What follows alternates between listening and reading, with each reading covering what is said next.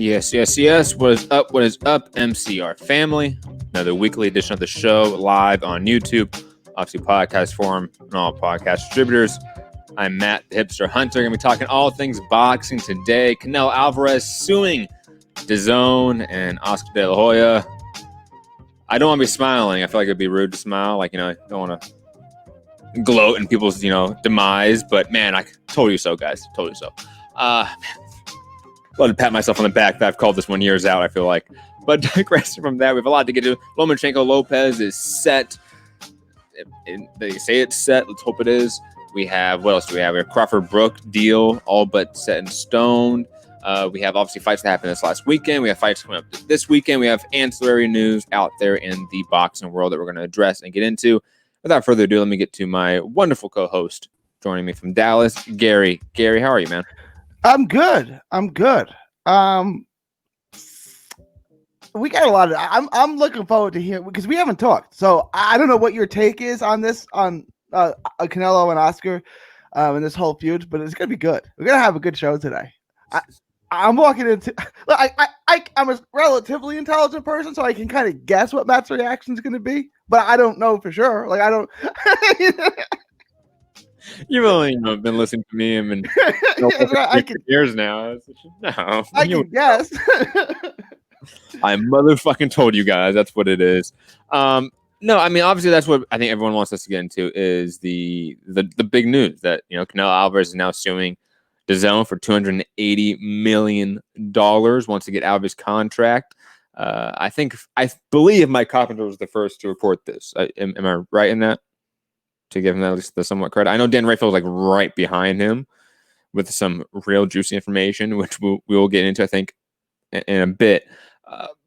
But like initial reactions, Gary, I want your initial reaction first. I think everyone knows what I think about this. But your thoughts about Canelo Alvarez suing DAZN and Golden Boy for $280 million and looking to get out of his deal with both respective parties.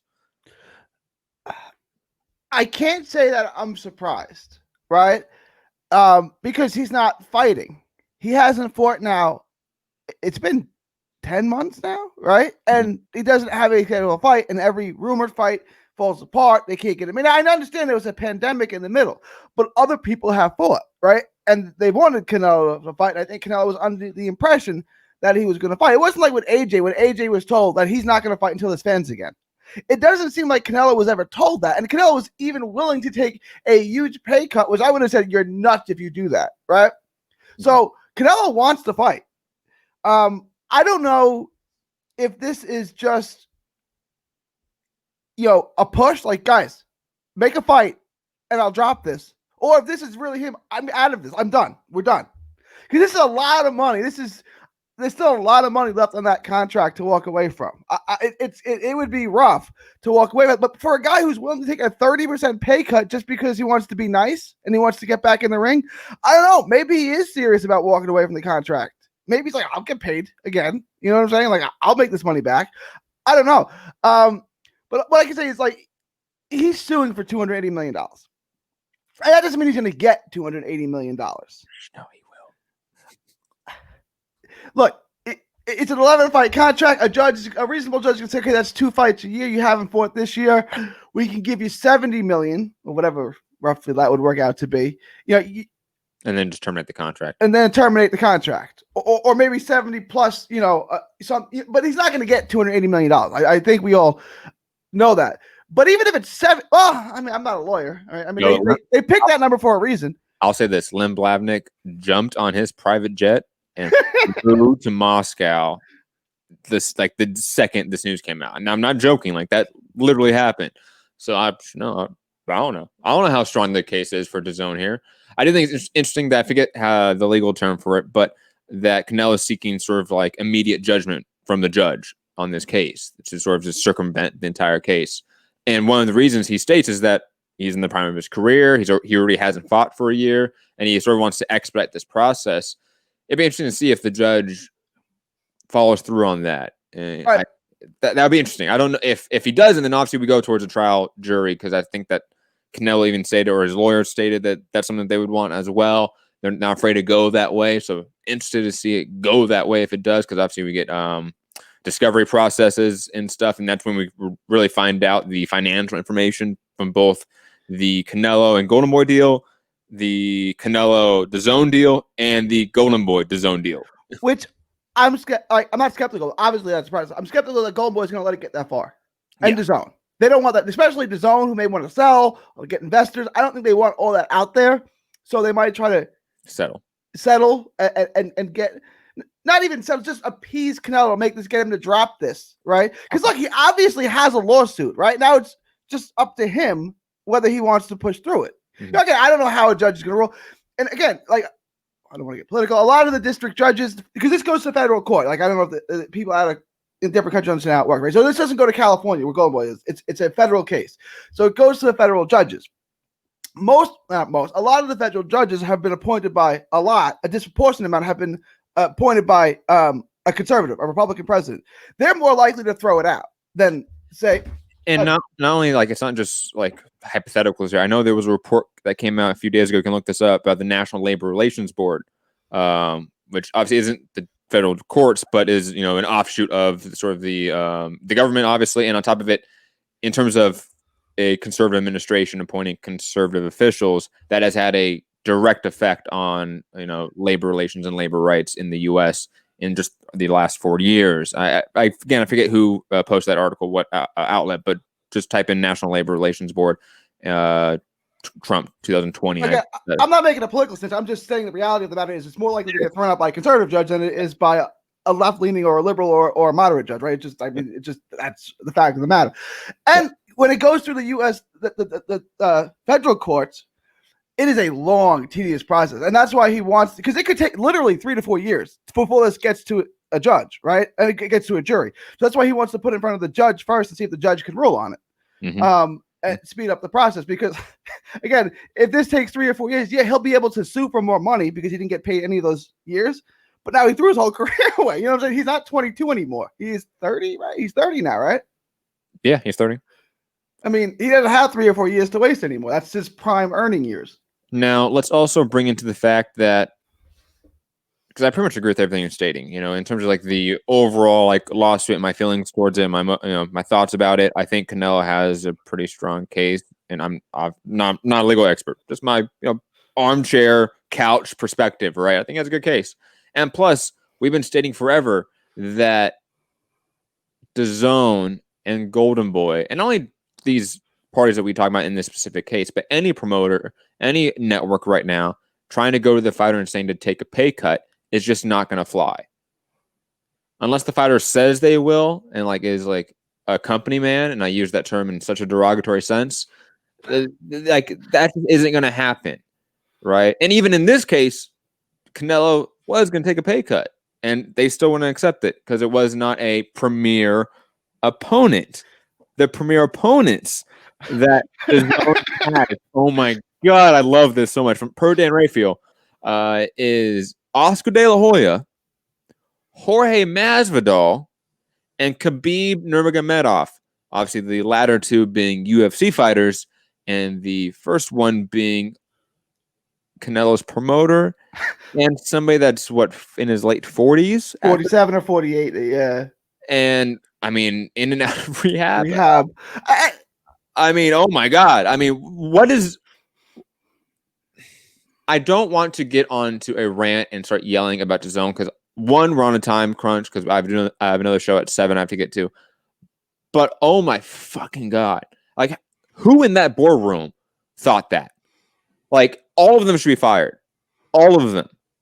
And for a company that very clearly decided early on, we're going to pitch all of our wagons around boxing, this niche sport in the U.S., and pump hundreds of millions of dollars, billions of dollars into this niche sport.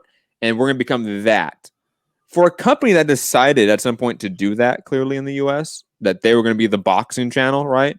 Because they didn't invest into anything else, right, Gary? Like Bellator, in my opinion, doesn't really count because it's in the same combat sport umbrella. Snooker doesn't count. Even their soccer isn't high-end soccer. I mean, I'm not a soccer expert, but it's like They don't have MLS. They don't have MLS. No, they don't. Not even MLS, right? They don't have. Yeah, I mean, they have the Japanese league, and like I think a few like Central American or a lot of South American leagues. Sorry, it's like for the company that again decided we're gonna be the boxing channel. We're gonna destroy pay-per-view. We're gonna pump $1 billion+ into this sport, change the market. For them to say to have that goal, but to have the intelligence to think premier opponents for the best fighter, the biggest fighter of the era would be 2 UFC fighters and a retired fighter who's a promoter and who is an alleged coke addict. Like, what are like who? I am just flabbergasted that people are paid millions of dollars in this, executive boardroom, this, sort of thought experiment we have here, right? Even though it is real, John Skipper and the likes, right? They get paid this massive amount to run a multi-billion-dollar corporation, and they're that fucking stupid. I don't know what to say to that, Gary. Like, there's nothing else to say to it other than these people are utter stupid fucks, and they are clearly failed sons of capitalists of the mid-20th century, okay, that have just squandered billions of dollars, okay? And Len Blavnik wants nothing to do with it because he hopped in his private jet and is in Moscow eating whatever they eat in Moscow. Whatever they eat in Moscow. So that's what he's doing. I think Blavnik's washed his hands, and we're about to see DAZN US crumble in front of us. They dumped a lot of money into it. I get it. How much I'm not going to dump any more into this loser. I get it, right? Like the Knicks owner, Dolan. I'm not going to dump any more money into this loser. This train sucks. That was after 40 years of doing it. The team is still one of the top 5 wealthiest teams. The third richest franchise in sports behind the Yankees and Cowboys. Is DAZN one of the top 5 networks in sports in the world? No, because it doesn't have a natural market like basketball in New York City, right? Like, I mean, I don't think its plan was to be the boxing network. I think that was plan D, right? After everything else failed. You know what I'm saying? Like, clearly at some point, that became the plan. Honestly, I don't think it was the plan originally, but at some point it became the plan. I mean, yeah. And that the plan originally was we're going to jump into the US scene with boxing. So they must have, scouted out the market and the industry to know what it was. When they dumped their baseball program, I know they didn't have live baseball. Their baseball highlight package and their baseball show the day before baseball restarted, and I was amped for baseball. Like, and I liked that show. That was like the writing on the wall. Like, something weird's going on here. Like, you got out of baseball the day before baseball restarted. That seems strange. And that show was good. Their I don't even remember what it was called. What was it? The Changeup. The Changeup. It was a good show. It was a really good show. I watched 5 minutes of it. It's good. And they had a highlight package where you could watch like the whole game kind of in like 10, 12 minutes, right? You get like the whole feel of the game. And it was a really good highlight package. And then they just got out of it. And they spent more money on baseball than they did boxing, right? That was what that was like something right here. And then they got no other sports. But let me ask you this. Like, the names they mentioned as the premier names. Hold on. Everyone in the chat bringing up DAZN Germany or DAZN Japan, please shut the fuck up. Oh my fucking God.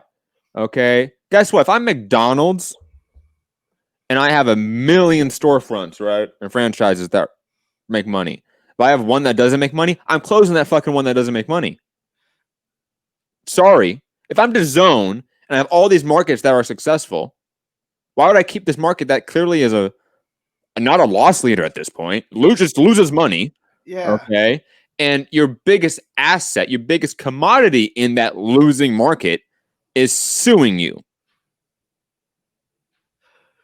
Like, if you're Len Blavnik, you're washing your hands of DAZN US and shutting this down and just focusing on DAZN Germany or DAZN Japan or DAZN Italy or whatever market is actually successful. Are people this stupid, Gary? Like, so like, if you honestly, go, like Sean Newton, who has a boxing channel, who just rants into the computer when it's dark in his basement. Okay, is this motherfucker that stupid? Is he? when we're talking about, sons of successful billionaires, like the Knicks owner, like, he's the son of a guy that owns cable in Long Island mostly, and in some of the boroughs too, right? Like he owns cable, right? So I mean, like these guys, not necessarily, not all of them. Some of them are self-made men, but some of them were just pulled from the golden snatch, right? Like, I mean, like that could have been me or you or anyone. They just got pulled from the right snatch. Right? I born to the right lineage. That doesn't mean they're smart or successful or business savvy. And I think you're seeing some of that, right? Like, I mean, like, it doesn't, like the 35-year-old Justin Bieber motherfucker. Okay, what's his name? Because you don't see him anymore, right? I think we've noticed that, by the way. I mean, he clearly had no idea what he was doing. John Skipper doesn't know boxing. If they wanted to make it just boxing, they should have let Matchroom or one of the major promotional. Did Gary just freeze up? Damn, Gary. What happened? Shout out to the Super Chat, Santiago. On this day in 2017, Nao Inoue made his American debut in Carson, California at the StubHub Center. Also, Matt Vin called this, and we're finally into the second act of the soap opera. Thank you, Santiago, for the Super Chat. Gary, you're back. That was really strange. Boxing's not like the major sports, right? It's not like baseball. It's not like basketball. It's not like football. It's year round. It's unique. It's got a very niche audience, right? They should have took someone from the boxing world in, and if they were going to go the boxing route, this is our moneymaker. It should have. Hold on. Sean Newton, I hate these motherfuckers in the chat. I'm sorry, I hate these motherfuckers in the chat, Gary. I might get a little bit over and I have to push that 7 o'clock show after. Saying too young to remember ESPN start. Motherfuckers, ESPN in every country in the world? I mean, no. Like, ESPN successful in one market. Like, what are we talking about here? Like, that's not a comparison to use here. And if anything, your comparison backs up mine. Because ESPN is not successful in every market. It's successful in the U.S. and in China, right? That's not every market, not by a mile, but that's... I mean, in every market. Right. No, of course not. Right. I mean, but... If it doesn't produce money, if the particulars of that country's economics and TV network situation doesn't preclude you to be able to make a splash into the market, why would you keep funneling money into a just losing venture when you have ventures in other countries and markets where you do make money? Why would you do that? Why would you suck the funds from Germany, from Italy, from Spain, from Japan, where they have been clearly very successful, into a market where they've been nothing but a complete abject failure? Right. Like if ESPN in Italy was a total bomb, a total loser, what wouldn't exist anymore? ESPN Italy. You know what I'm saying? Because they have the U.S. market to fall back on. U.S. is a little bit at a certain point, if you're losing that much money, right? Like if you look at in New York City, right, where you have all the designers like Gucci and Fendi and like all the big names, all of those stores, those satellite stores lose money, but it gives you a name to sell your brand everywhere else, right? But it's not losing, it's not causing the company distress, right? Like, okay, I may lose a couple dollars here, I might be losing on this, but it builds my name for every other show in every other part of the world, not just in the U.S. I have a Madison Avenue store or a Fifth Avenue store, so that has luster all over the world, right? So yes, I might lose a few dollars on this store, but if U.S. is obviously your biggest investment, if that's killing you, it's time to get out of it. You know what I'm saying? Even if it's not your biggest investment, if it's clearly just losing money and bad publicity constantly, why would you keep doing this? Like, make the capitalist argument there, Sean Newton. Why any billionaire would keep fucking doing this? No, he can just cut out the fat of the company, which is the U.S. market, and just focus on Germany, focus on Japan. And as a fan, I don't want them to do that. I like the Zone. They give us a ton of boxing. I don't want this to happen, right? Because I know there's going to be people saying we're PBC fanboys in the chat and we just hate the Zone. No. I want the Zone to work. I've always wanted it to work because it's got a lot of boxing on it, and I like boxing. So I'm not hating on the Zone. I'm just like calling the reality of the matter.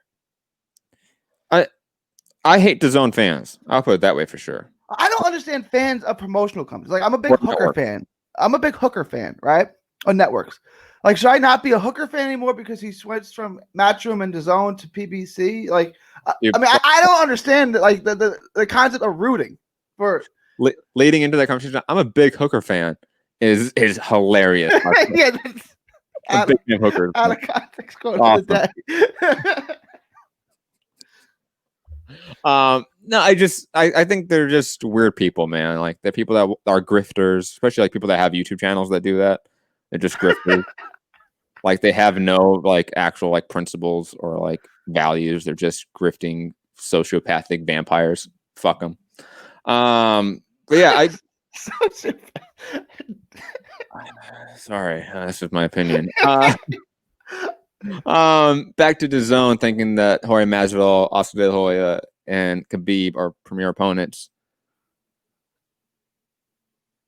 I'm really curious when it comes, when we get this point where the Zone tries to settle out of court and they still try to make those fights happen, because there's just no way that happened. I think like fundamentally the leadership at the Zone has no idea what to do, has no idea what the sport is and how it functions.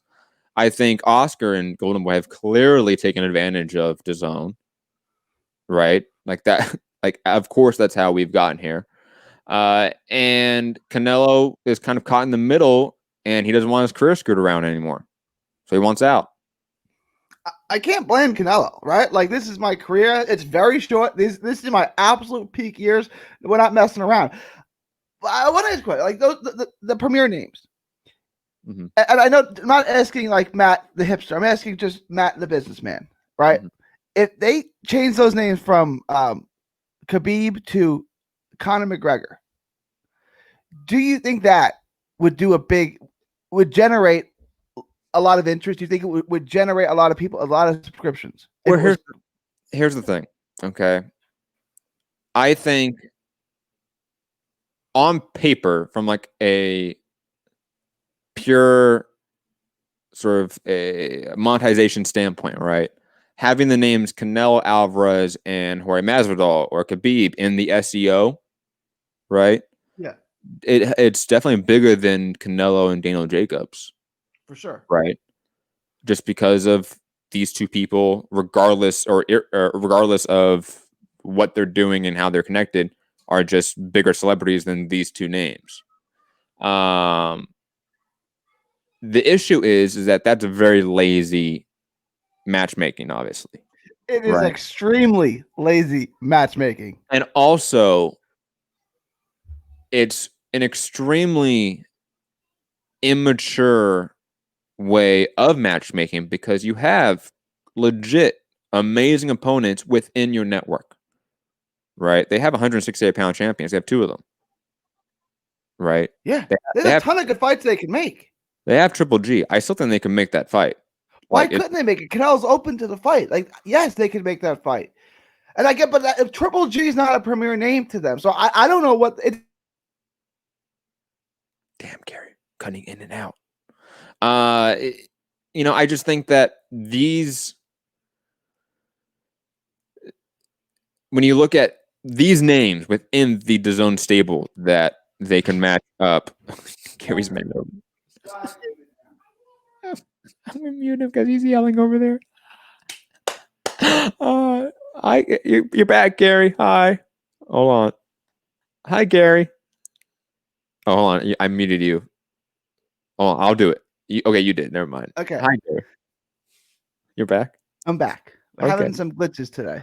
It happens, man. My daughter's singing along at the top of her lungs to something like that. You gotta keep it down. A Disney movie. I don't know. I don't know. But she's singing at the top of her lungs. Like, keep it down. Hey, it's okay. I watched old school Milan, right? I know the new one came out. I haven't seen it yet, but I watched the old school Milan with my kid the other day, And oh my god, I love those songs. I was belching them out. I know. I get it. I get it. Dude, and that was my generation. I was 3 years old when Mulan came out. So like that shit was awesome. Like Tarzan, Hercules. Yeah. I know all those songs by heart. Sad. But digressing. Back to DAZN and the lazy matchmaking of, hey, fight these celebrities. Because that's kind of what it is, right? It's not really fight these great fights. It's fight these other celebrities so we can get people to buy into this platform for a month. That can't be. Yeah, that can't be. The way they are just so lazily stating that while ignoring the promotional issues, the network issues between like actually making that fight. Like imagine the actual negotiation process between ESPN, DAZN, the UFC, and Golden Boy, Dana White and Oscar De La Hoya, two guys that love each other so much, right? They get along great, swimmingly. They're best buds, right? You don't get Dana White in press conferences saying that Oscar is on coke all the time. You never get that. You never get Oscar challenging Dana White to a fist fight. No, these guys would obviously make these big super fights cross-promotional without any concern. So easy to make. That's like, not only are these fights like lazy, stupid, nonsensical fights, pure like celebrity matchups, but they are extremely difficult fights to make. So why would DAZN even ask that? That's the part that doesn't make sense to me.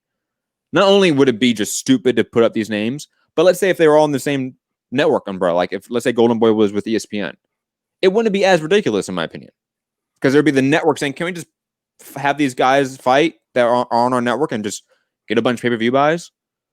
You know, like we saw Conor and Mayweather do it. Like, why can't we have Canelo and Khabib do it? And they're on the same network. Like, that wouldn't be too preposterous from like the network perspective. A network that just thinks about mainstream sports being ignorant wouldn't be shocking. But again, we have a network that is focused on boxing. We have a network that clearly has engaged in the market and in the structure of this industry in ways that other networks have not before. But be clearly ignorant of the mechanisms to make fights and how to actually promote and to sell a fight. That is like the truly shocking thing. And that goes back to how clearly everyone in that boardroom is a wealthy fail son. Because that's the only explanation I have. It's people that didn't know what the fuck they were doing, that had a ton of money and threw it all over the place. It's just clear as day. Gary? No, I agree with everything you said. I mean, yeah, I think that was my question to you. I think that was spot on. My question to you is, how much longer does DAZN exist as we know it? Within a year. You think that quick? DAZN US. Like DAZN US, yes, yeah. Apparently, we have to keep making this distinction for people that cannot infer on what we're saying. So we have to like infer upon ourselves, right? DAZN US. DAZN US is gone within 12 months. I feel like I said that before, but I'm pretty sure this time. Okay. I'm going to say 24 to 36, but we'll see. I would not be surprised if the fights that are on the schedule right now are the last fights we see on the schedule. Okay. Like they just run it out, and as this lawsuit goes into whatever it's going to, they just stop.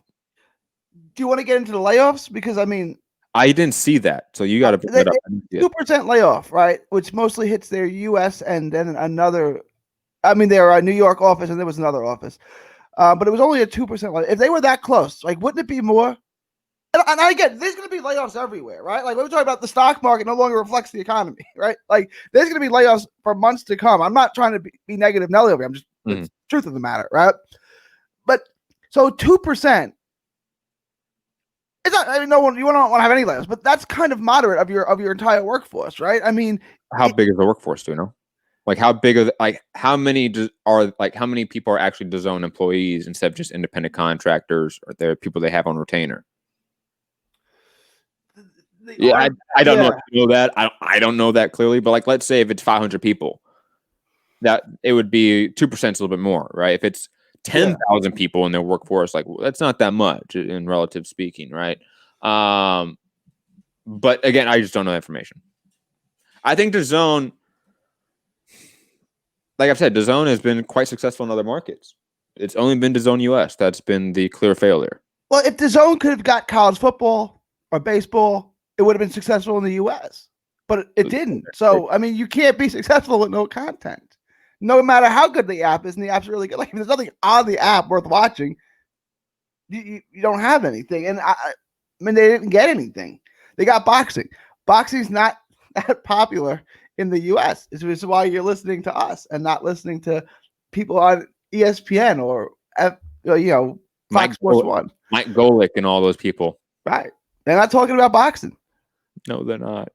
Thank God for that, which is a good thing because they don't know what they're talking about. And when they do it so bad. So I don't know what's worse, when ESPN blatantly ignores boxing or when they stop ignoring boxing and talk about it. Like, I don't know which one's worse. Remember when, oh God, who was it? Was it Jalen Rose? I think it was Jalen Rose when he wanted Canelo to fight Lomachenko.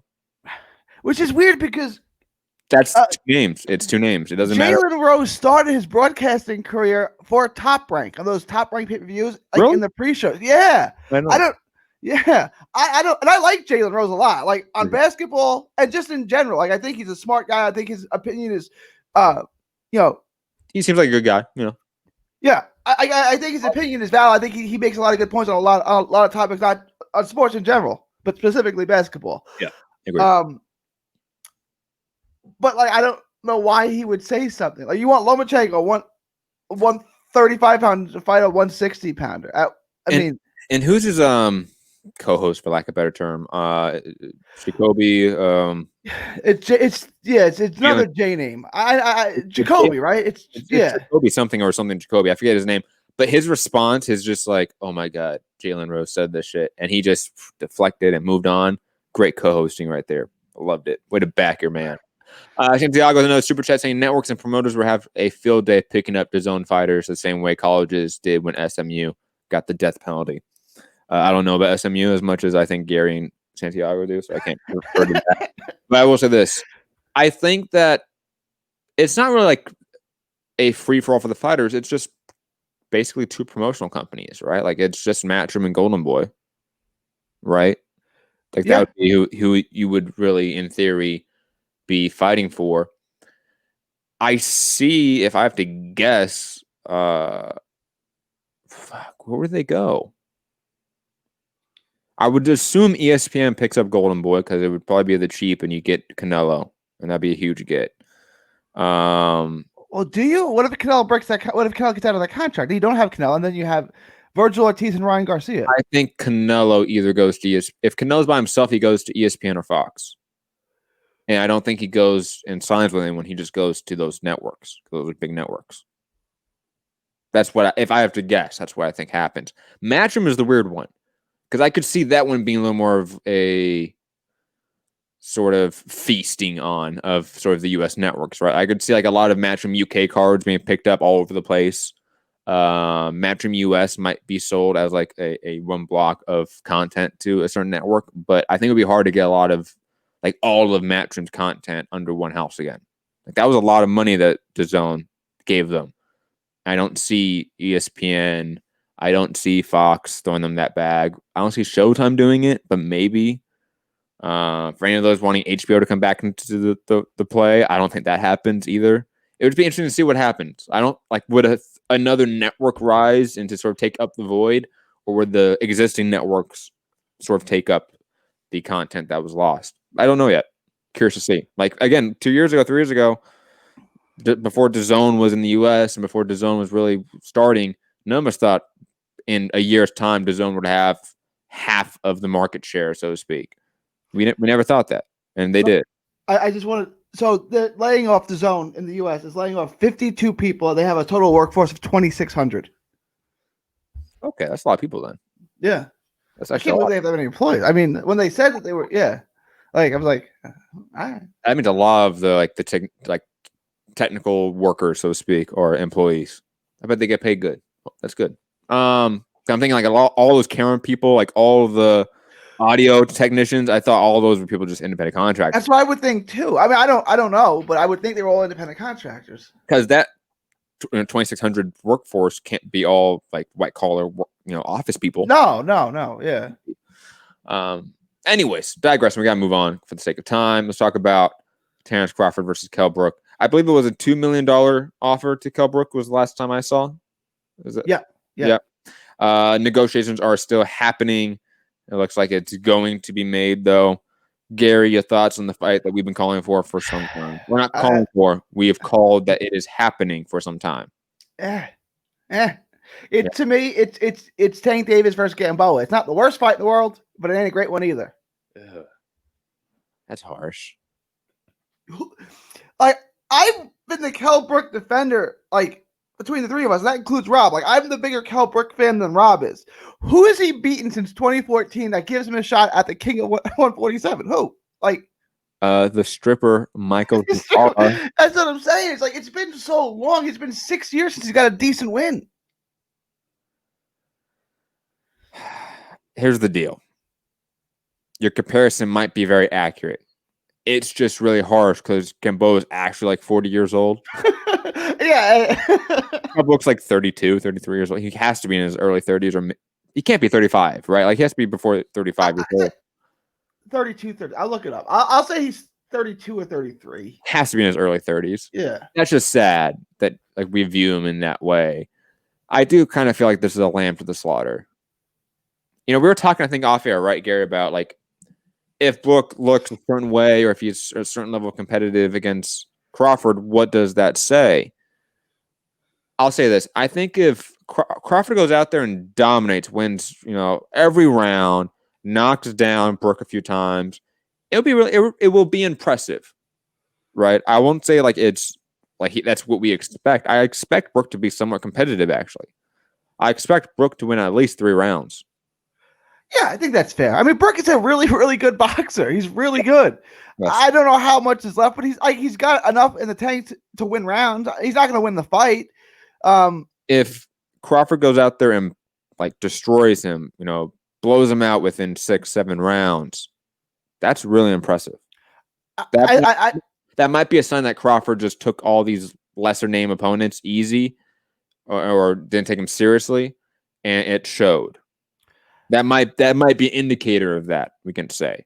We have a difference of opinion on the Benavidez fight, right? Like, I don't think that was a bad performance. You thought it was I thought it was a very competitive fight. Okay. That was a fun competitive fight. The one we agree on is obviously the Mean Machine fight, right? That was awful.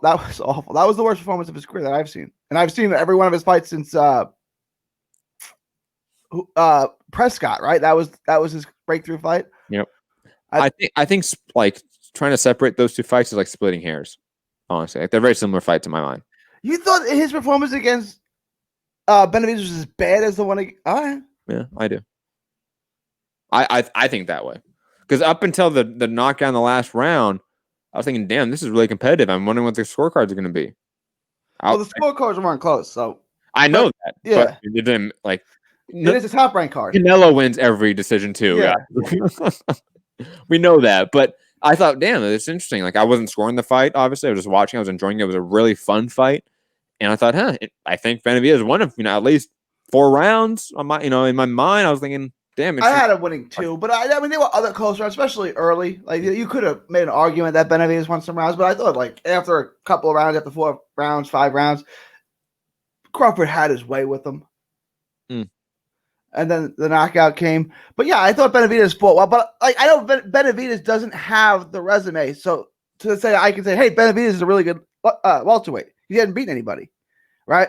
But like, I think there's a lot of skill at Benavidez. It's just he didn't beat anyone before that fight, and he hasn't beaten anyone since. So I really don't have a leg to stand on to say other than the eye test. Like, he looks really good to me. If Brook is ultra competitive, meaning he wins 5 rounds, like he roughs up Crawford a bit, like he there's an argument that he even maybe won the fight. And then the alarm flags, the red flags go up for Crawford at 147 and away. The Spence fight gets made the next day. I don't know about that. That'd be funny if that happens. But okay, because you would agree with me that the Spence fight's a much bigger fight than the Porter fight. Of course, yeah. Okay, so if Brook roughs him up and Crawford ekes out a 50-50 type decision, and then the WBO calls Porter, and Porter takes the fight, you would say Porter beats him, right? If Brook, okay, so then you lost out on the Spence fight altogether because then Porter gets a rematch with Spence, right? And then Spence out of the division. So, yeah, if it's a 50, if it's a really competitive fight, that Crawford Spence fight is going to get made by both parties because Crawford doesn't want to lose out on that money, and Spence is like, I'm going to fight him now. It'd be funny if that happened. It'd be hilarious. Excuse me. Any other thoughts on this before we have to move on? I think it's competitive to a degree. I think Crawford stops him. I'll say Crawford stops him in 10 or 11. I pretty much agree with that. Moving on, Lopez is set October. Oh, wrong one right there. Haha. There we go. Lopez World Lightweight Championship set October 17th in Las Vegas. Gary, your thoughts on this fight being all, I mean, not all but done, but it is done. There's pictures of both guys signing their contracts. Lopez has been out there in the media talking shit, calling Loma a little diva. I love it. Gary, your thoughts? Best fight of the year, and that includes Fury Wilder, which was actually this year. It just feels like 7 years ago. It's the best fight of the year. I mean, maybe not as far as, well, it's on ESPN, so we're not talking about pay-per-view. So it's just as a competitive fight, as the names involved, it's the best fight. I think it's, besides Crawford Spence, which can't be made, this is the best fight that can be made. I'm trying to think of other fights that are better. Rigo and Inoue. It's not better. That's what I'm saying. Canelo Triple G3. I think Triple G is so shot. Like, I know, because I know you like this one. Canelo Caleb Plant. Oh, I like that one. That is such a good fight. Oh, don't worry about it, Gary. You don't have to pick. You don't have to pick between your loves. It's okay. You're gonna pick between your children. You love them all. I think that this fight's obviously an extremely intriguing fight. One of the best fights that can be made in boxing, if not the best fight that can be made in boxing. One of those fights that is clearly a generational shifting moment in the sport. It could be if Lopez wins. It's a new generation. It's the dawn of the new era, right? Like, I do think Loma will be around. It's not like he retires, but his reign will be over. I do think the idea of like Haney beating him or Davis beating him will not be out of the question like maybe it was just a year ago. I'm obviously picking Lopez, as I've been a clear fanboy and stan of Teofimo Lopez ever since he knocked out somebody and danced on their unconscious body. Shit was hilarious. And obviously, as you guys know, if anyone's been listening to the show for a long time, our resident Loma stan, Foogatti, is a Loma stan. So I gotta fuck with him and pick Lopez every time. So that's kind of 50% of the reason why. I'm curious as to sort of the economics of this fight, though I'm not going to delve into that because I do want to sort of wait to see after the fight what it looks like, sort of the narratives from the promotional company about if this was a money earner, if this does 3 to 4 or 5 million viewers on ESPN, will that be such a sort of hammering home talking point that doesn't matter that they lost money on this? I'm just curious about this event overall in terms of the financials of it, because this is the biggest fight we're going to have in this pandemic period, clearly, and it's also not on pay-per-view, which clearly for PBC has been used as a way to offset network sort of cost. Gary, any other thoughts on Loma Lopez? First off, for the fight, I think Loma gets dropped, but he wins just enough rounds to eke out a decision, right? Like he'll win 8 rounds, but get dropped, and he'll do his moxie, his experience, his generalship, his skills will get him to win just enough rounds in an ultra competitive fight where he's dropped and hurt multiple times, but he'll win enough rounds to carry the day. As far as the money involved, I mean, ESPN, ABC, Disney, they got the money. Why not spend it, right? I mean, they save so much money on boxing throughout the year by putting these nickel and dime shows together throughout all the summer. Mm-hmm. I mean, I think it's a smart move. I think it does a huge rating. And if it is that changing of the guard moment, how many more people saw it on ESPN than behind a $70 price wall if you put it on pay-per-view? I think it's a really good move long term. And you never see boxing thinking long term. I think if Lopez wins, again, I'm not picking Lopez to win. I think it's a great fight, and I think Loma's is still at this point not washed yet. It's just a little bit too much for him. But if Lopez does win, and especially if he knocks him out, he's a star. And in front of all these people, he's a star. So I think it's a really good move. And they have the money. Just pony it up, right? Like, just spend the money. It's easy for me to say because it's not my money. Agreed. Circling back to sort of our DAZN talk, a few questions from the chat. Liam Roscoe from Australia saying, for a non-American, when do the gridiron, NFL, and NBA rights become available in the States? I know the college football rights were up this last year or something like that. And who picked them up? I know it was SEC rights. It was SEC was picked up by CBS again, wasn't it? That's right. That's right. And I think the NFL's up in 2021 or 22. It's after this season, isn't it? This is the last year of the. So it'd be 21 then. Yeah. And NBA, I think, like just recently re-upped their deal. So I don't think the NBA is up for a while, to be honest. Like, because then they like re-up their network deal like 3 years ago, something like that. Yeah, they got a huge amount of money, which is I mean, I don't know what the NFL, the NFL is obviously way bigger than the NBA. I don't know what they're going to ask for. Like, it's going to be interesting. But when AT&T or DirecTV made that deal with them, that was exclusive. That was also a long time ago. The NFL was obviously usually popular then, but it's not even close to what it is now. This deal could be earth-shattering. I'm really intrigued to see how this goes. I couldn't even guess a price point of what they're gonna of what this deal is gonna look like. But the NFL in the U.S. is no joke. It's big bucks. I'm just waiting for oligarch Bezos to step into this industry. That's gonna be interesting to see, man. I've been waiting for Amazon to step into sports. Yeah, because they're going to. I think they were weighing out, looking at DAZN, having a meeting of the billionaires. Bezos is worth $200 billion now, right? He could write a check for Blavnik's worth and not know it's missing. Think about that. Did you see collectively, billionaires were making like $40+ million each week of the pandemic for like a month or two? That's for another show. Yes. Great. Don't we just love that, guys? It's awesome. 40 million people are unemployed. Anyways, digressing. Deontay Wilder. I don't care about this topic at all, Gary. Deontay Wilder was apparently, according to him, injured his bicep in camp for Tyson Fury sparring Junior Fa.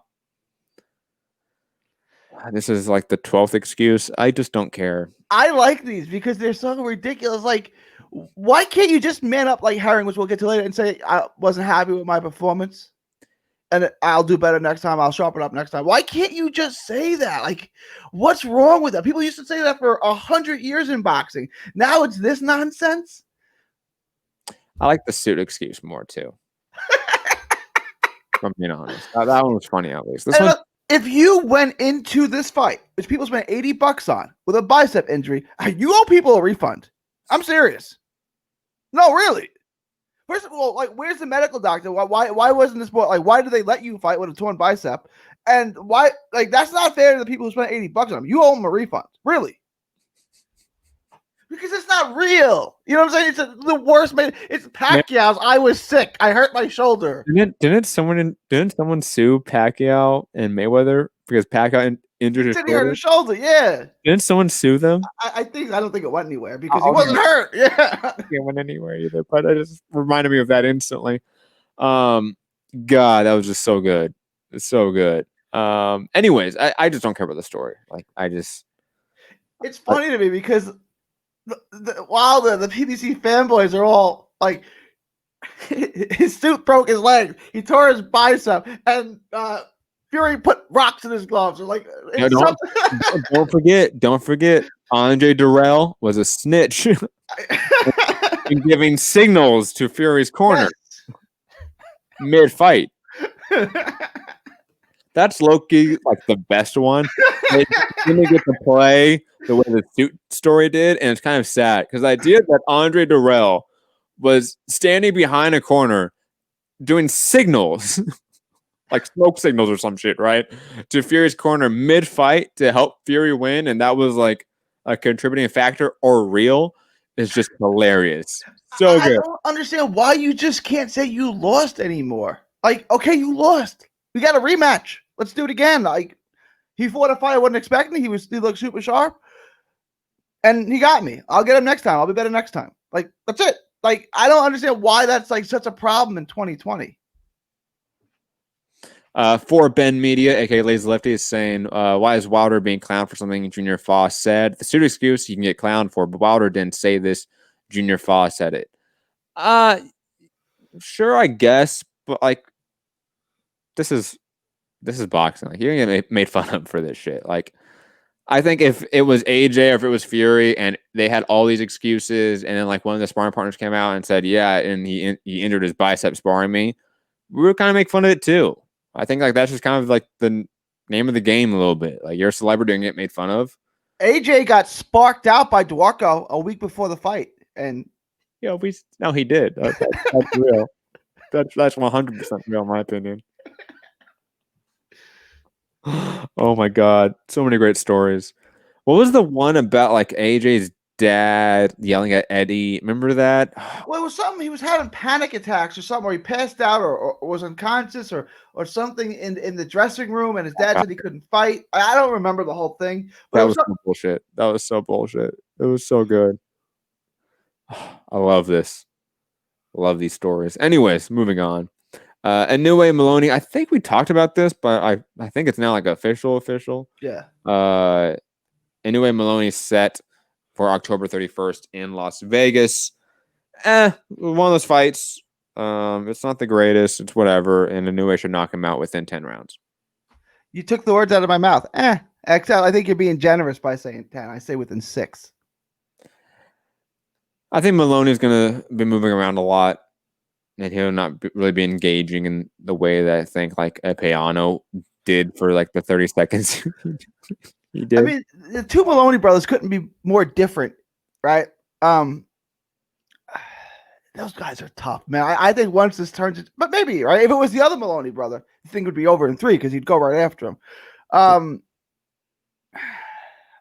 I just don't think he's that good. He's not that athletic, right? Like, you're right. Nieves showed that if you get on your bicycle and just look to survive, you can survive, right? Nieves went 7 rounds with him, or 8 rounds with him, right? Mm-hmm. So maybe, I don't know. I just can't see him trying to fight to survive. I can't see him. So when he goes in to fight to win, he's going to get knocked out. But if he fights to survive, he can go rounds. Dude, I love the AJ fans in the chat right now saying AJ never said those excuses himself. It's different. Yeah, God bless these people, man. God bless them. Speaking of fanboys and stands, please, all the fanboys in the chat, go subscribe to our new YouTube channel and also Rob's new YouTube channel as well. Gosh, shout out Rob's new YouTube channel. UK Rob Boxing is the name of it, right? Yes. I gotta get on the list and the info of all of our shows now. But digressing, go subscribe to UK Rob Boxing. Go subscribe to Trending Now Network. 7 p.m., which is just in an hour. Shit, we have to wrap up.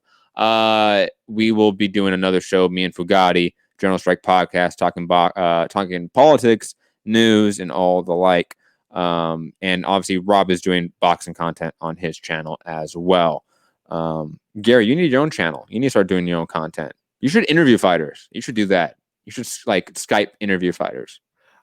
Just Texas fighters. Just do that. That's what we're working on. We're working on that. That'd be cool. We're working on that. That'd be cool. Digressing, let's get to your boy Patrick Teixeira wanting to duck my boy Brian Castano. Okay, clearly he wants the soft touch in Tim Tszyu, even though he's supposed to fight Castano per the Derbio. Why is your boy ducking Castano, Gary? I have no idea how he just became my boy, but I guess we're sticking with that. Okay. Well, technically, Castano is both of our boy. Like yeah. We both have Castano, but I want him, so you can't. Okay, so I get stuck with Teixeira, huh? All right. Yeah. Sorry. I take Castano and Rosario. You can have the rest. You can take Carlo. Why does he want to fight? Because Tzew's probably more money. It's an easy fight. I don't want to say it's an easy fight, but it's a winnable fight. Where Castano, it's a fun fight, but Castano beats the hell out of Teixeira. And Castano can hit a lot too, but I mean, Castano wins that fight.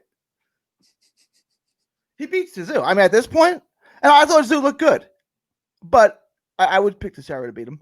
I wouldn't, Castano would knock him out, I think. Would stop him. Because Castano is just offensively so good. I think Castano beats both of them clearly.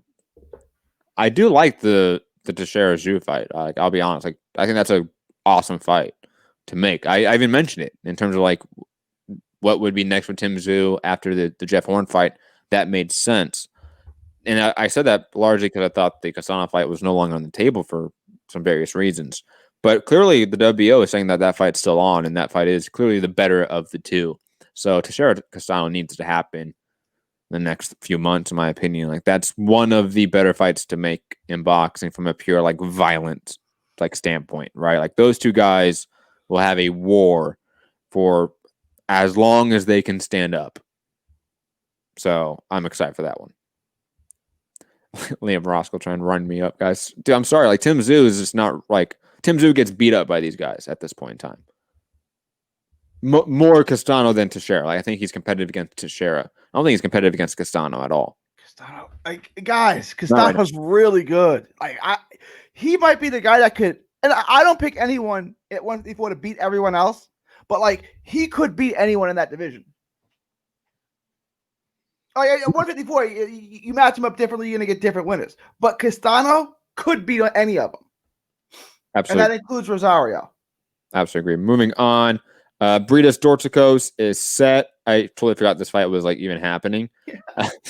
It's set September 26th in Munich, World Boxing Super Series. Remember that? I forgot this thing existed, dude. Oh my God. I love this fight. Like, it's a great cruiserweight fight. I just totally thought this was a thing. And it's happening only in a couple of weeks from now. So I'm hyped for that. And just to sort of finish up the news, Sergey Kovalev, the asshole that he is, the woman that he allegedly assaulted, she dropped one of her charges. The criminal charge is still ongoing, and I believe the hearing was stated for January coming up. So 2021 January is when that court hearing will be. But she dropped one of her sort of settlement lawsuits. I forget exactly the exact reason why and how it's different from the criminal one, but she dropped one of her lawsuits. Hopefully she doesn't drop the other one, because fuck Kovalev. Gary, any other thoughts on news before we get to the fights? Sergey Kovalev, class act. Udonis Ugas fought this last weekend on Fox and actually did like the highest viewership, I think, in the pandemic. Like, it's so strange. I don't know. Yeah, it's odd. Well, one, I think this was a semi-good fight. Like, I was kind of looking forward to this fight. It turned out to be a fun fight.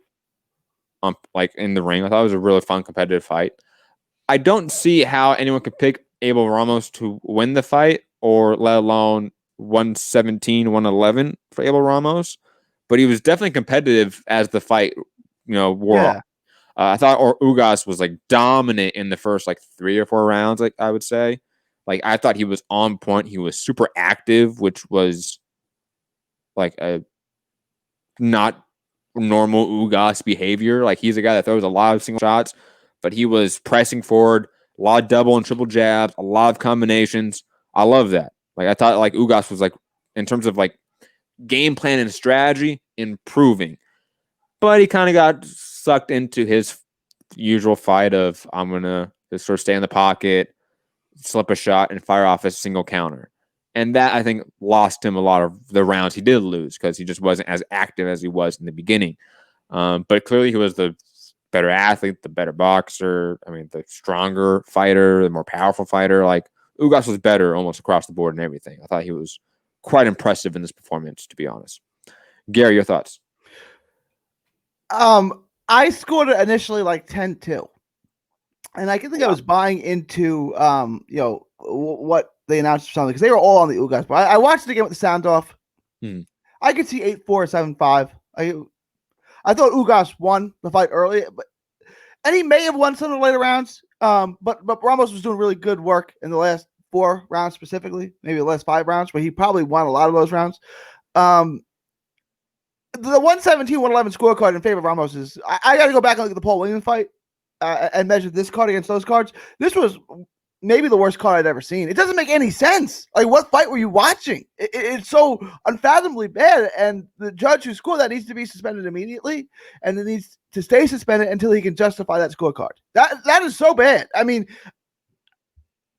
I can't even come up with an analogy on how bad. The only thing I can think of is Paul Williams. It's like, it's that bad where all those judges were suspended following the fight. I mean, you can't hand a scorecard like that. That is unacceptable. Like, even if it was fixed, you wouldn't have it that wide. You'd have it 115, 113, the other. You wouldn't score it like this. So this is beyond it. Corruption couldn't be that bad. So it has to be incompetence. Yeah, I don't know what they're saying. Because you know me, I'm one of those people that, like, I think Ugas lets rounds go. Like, he loses rounds because he just is completely inactive at points. Not because he's not a good fighter, just because he doesn't throw enough. Like, he just lets rounds slip away. That happened here in parts, but it wasn't like an entire fight he was doing it like in other fights. Like the Sean Porter fight, for example. Like, he was clearly just letting round after round slip away, even though he was landing the better shots. He just wasn't landing enough of them. You know?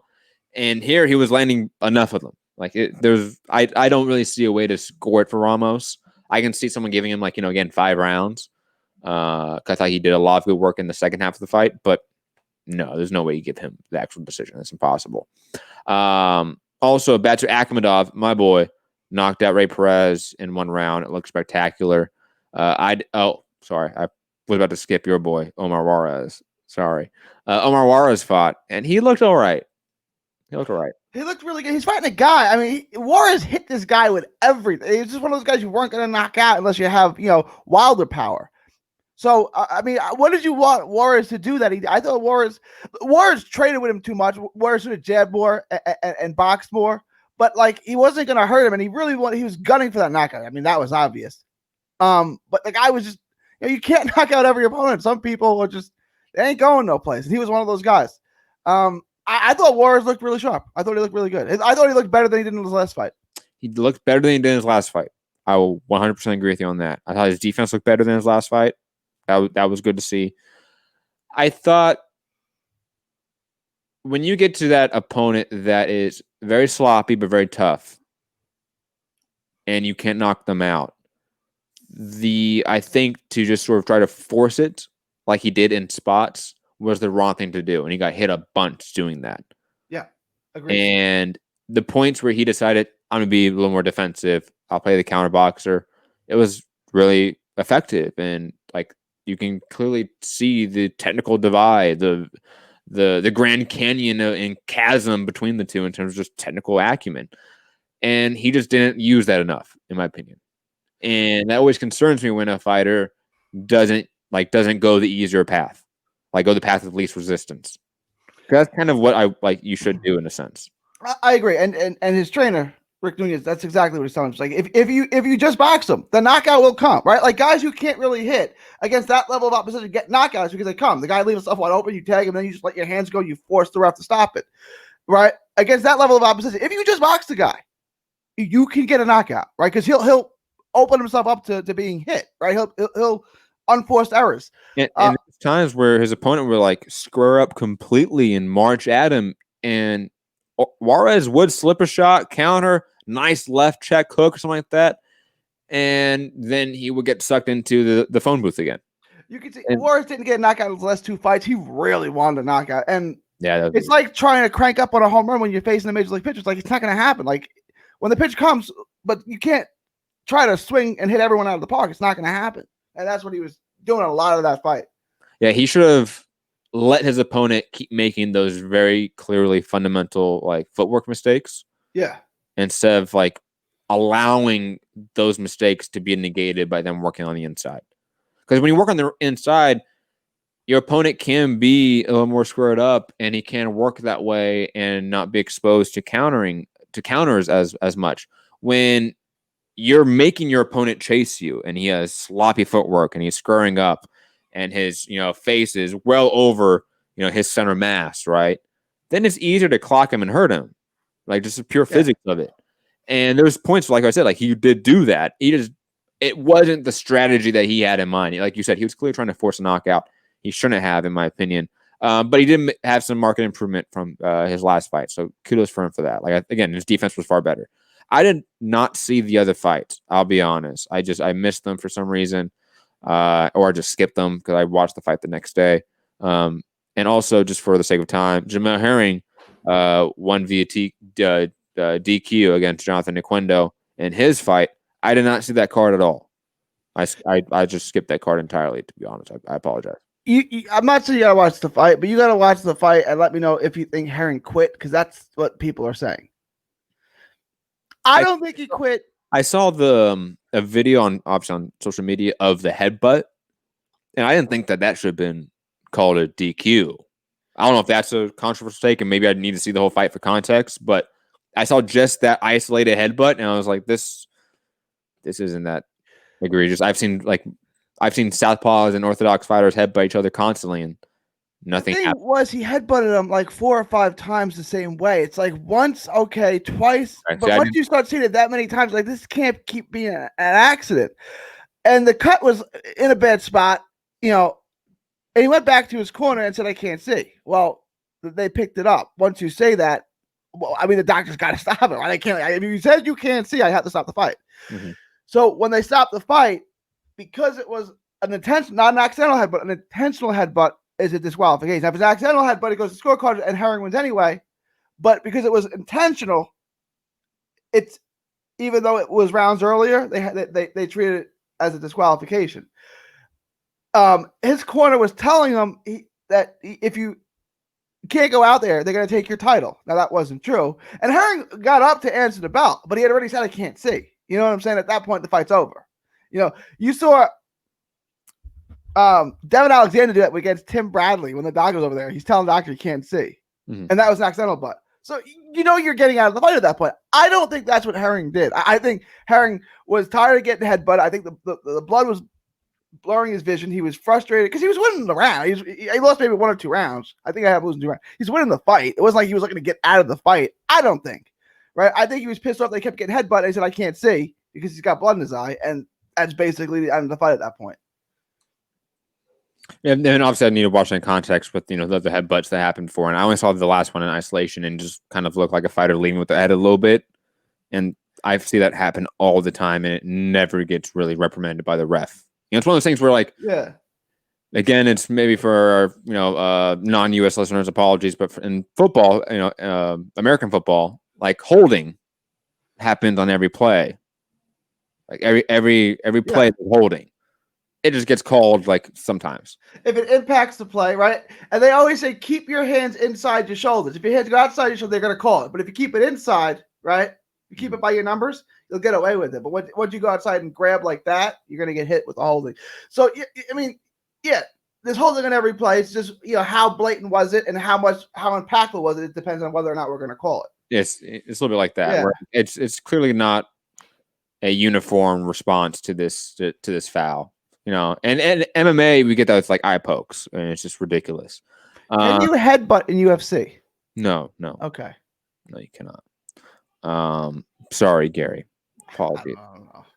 Old school UFC, you probably could. Like UFC 1, UFC 2, there were very little rules. There was no eye gouging, fish hooks. Was there no headbutting? There might have been no headbutting. There was groin shots allowed, though. Yeah, there was. Because you had the infamous one where Joe Son, who ended up being a rapist, right? So it's kind of a good thing. He got I don't know how many times elbowed in the nuts. So it was 40 times. It was insane. It's amazing. And obviously what happened to him, what he did later in life in terms of being a rapist piece of shit. Awesome to go back and watch that clip. Yeah. Great time. Fights this weekend. Not the greatest. Miguel Mariaga versus Joet Gonzalez on ESPN. The Mean Machine versus Mikhail Zeski. I don't know who Mikhail Zeski is. Do you know who Mikhail Zeski is? I don't know that name. It's Mrs. Mazeski's son. I don't get that reference, Gary. I don't know who he is either. I'm sorry. Oh. What 80s reference is this, Gary? I have no idea what it is. I don't really see anyone of extreme note. Manuel Flores, Eric Prenta. That's about it from undefeated prospects on that card on ESPN. And I think that's it. There's a Fedor Chudinov fight in Russia, I think, on Friday. But I'm not going to talk about that at all. And I'm going to talk about the Mariaga Gonzalez fight because that's Gary's boy, not mine. Gary, any other thoughts? Gonzalez better look good in this fight. He better redeem me. I didn't pick him to beat Shakur Stevenson, so I'm saved on that front. But I just said it would be a really competitive fight. And it was not. He lost every minute of every round. Every second. Every second. He didn't win a single second. That means he didn't land a punch. He didn't land a punch. I need Mariaga. I need Joey Gonzalez to win. I need him to look good to redeem me. So you see, that had more to do with Shakur Stevenson than it did with Joey Gonzalez. Stevenson's out of the division now, so Gonzalez will be a champion in this division at some point. No, he won't. If he stays at 126 long enough, he's good. You're going to see that. He's good. He's fighting a veteran, probably like a live body in there who you should beat, and he will beat him, and he'll look good doing it. I love this show, guys. It's so much fun. Anyway, that's gonna be it for today's show. We're gonna be back probably next week sometime. Also, I'll be back on in like 30 minutes on Trending Now network on YouTube and Twitter as well. Though I think on Twitter it's just streamed on my personal account. So Matt Hunter MCR personal account. If you want to catch us on Twitter as well, this show as well is live streamed on Twitter. So if you don't want to watch on YouTube, watch on Twitter, you can as well. The show at 7 p.m. will be talking about the eviction moratorium put in place. We're talking about the protest updates, COVID updates. What else? Obviously, the fires across the West Coast, because that's the pictures coming out of Oregon and the Bay Area, so to speak. Yeah. That is apocalyptic shit right there, man. Have you seen the one of the? I'm gonna say a kids theme park with like the red lighting. Yeah. Those pictures are horrifying. Yeah, they don't even look real. They don't. No, you gotta go check. Like, are these real? These doctors, they're real. Like, did Stanley Kubrick film this shit? Like, what is this? He filmed the moon landing.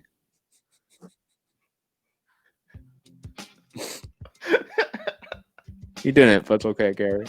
I thought it was Spielberg. Was it Kubrick. Isn't Spielberg involved in that thing? Not in any of the conspiracies I read. Kubrick filmed it, and then The Shining was his response, was his guilty admission of staging the moon landing. Yo, I love conspiracies. The late 90s conspiracy era was great. It was a great time. It led to some awful shit nowadays, but like in a vacuum, some great ideas like Bigfoot, aliens, UFOs. Love that shit. It was awesome. Cryptids. I was a big cryptid guy. I'll be honest. I always thought they were real, and then I grew up, but still, that shit was awesome. I went to Loch Ness. Because, I didn't think at that point I didn't think Nessie was real, of course, but I was like, why not? I'll still go to Loch Ness just for the. I've never taken the Loch Ness and the Bigfoot as real. Are there really people who think that that's real? I've never looked into it, so I'm not gonna criticize anyone. I just as a kid, yeah, I definitely thought they were real. Okay, or at least what was the name of the giant ape that used to exist? I definitely thought Gigantopithecus, I think was the name of the giant ape, right?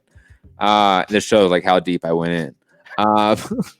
This was 12-year-old Matt that was obsessed with this shit, and because that shit was a 10-foot size, 12-foot size ape that used to exist in sort of the Ice Age or pre-Ice Age world.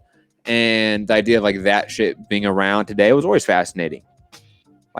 Same with Megalodon being real. That shit would be not real, but it would still be around. That was awesome. I watched the Megalodon scary movie that came out in the mid 2000s because I was oh my god, this should be awesome. So I was that person. I love monsters, so maybe that's why.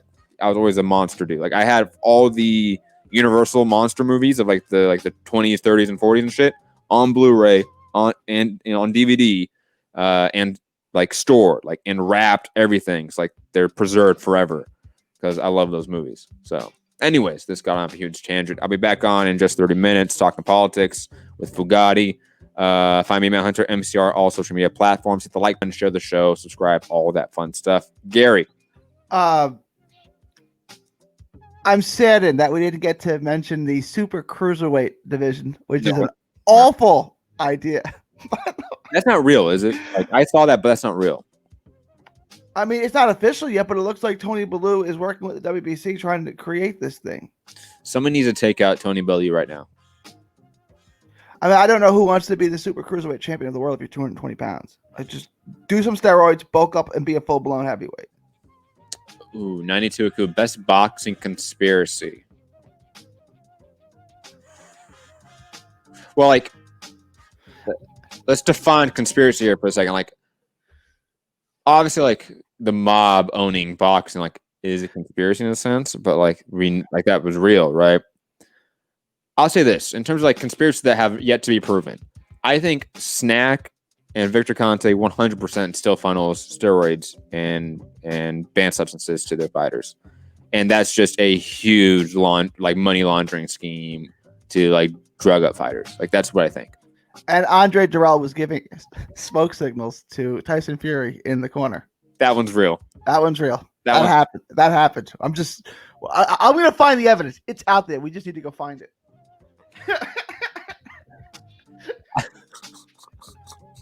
Tyson Fury glove conspiracy. That one's funny. Did Spence whip Floyd in sparring? Yes, he did. That shit's real. I think that's real too. I mean, I can't say without a doubt that's real, but like as someone that spent some time in the Mayweather gym, I think that's real. Conor McGregor. Did Conor McGregor really knock down Paulie Malignaggi? Yes. Paulie is scum. So yes, I will definitely think I thought there was maybe a shred of truth to it. Then when I saw Conor McGregor fight, now that was camera work. There's no way Conor McGregor knocked him down or even really late. Well, he did lay a hand up because he had some swelling on his face after they spar 10 or 12. How many rounds did they spar? There's a video of it. We have video of the knockdown. Kind of. We have video of Malignaggi going down. Hey, you know, it's like the Zapruder film, man. Like it's a different angle, man. That's all we need. It's fine. I just compared McGregor Paulie to the JFK assassination. Yes. 92 Aku saying Tyson Fury jacking 7 times a day. That could be real. I don't touch that. That's. Anyways, guys, find Gary at 3D Boxing Blog. Find me at Matt Hunter MCR. I'll be back in 30 minutes. Have a great day, great night, great evening, wherever you are. Peace.